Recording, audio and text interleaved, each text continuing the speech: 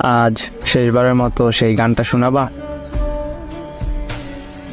শেষবার বলতেছো কেন?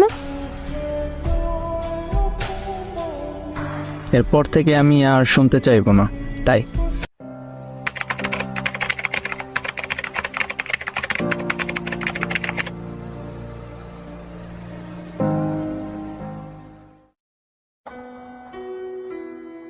চিঠিতে তুমি কি লিখছো? খারাপ কিছু?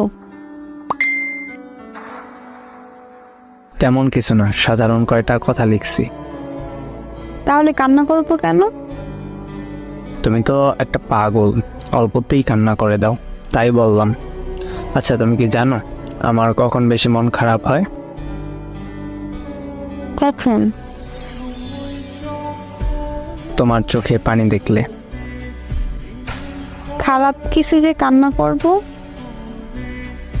ঠিক আছে, কান্না করব না। আবির, তোমার কি মন খারাপ?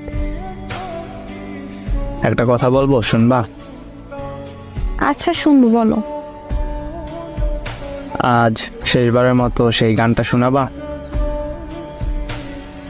শেষবার বলতেছো কেন? এরপর থেকে আমি আর শুনতে চাইবো না, তাই। কেন? আরে আজকের পর তুমি প্রতিদিন একটা করে নতুন গান শোনাবা। এক গান কতদিন ভালো লাগে বলো? ও আচ্ছা। হ্যাঁ, মন খারাপ করবা না কখনো।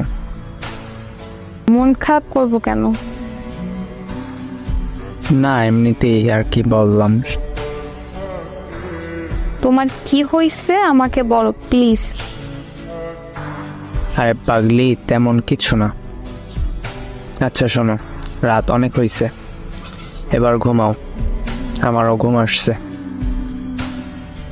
আচ্ছা ঠিক আছে, তুমি ঘুমাও। শোনো, বলো। অনেক ভালোবাসি তোমাকে।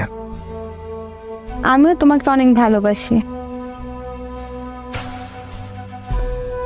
পরের দিন সকালে ঘুম থেকে উঠে তুবা তার বান্ধবীকে নিয়ে ছেলেটির বাসায় যায়। গিয়ে দেখে ছেলেটির বাসার সামনে অনেক লোকের ভিড়।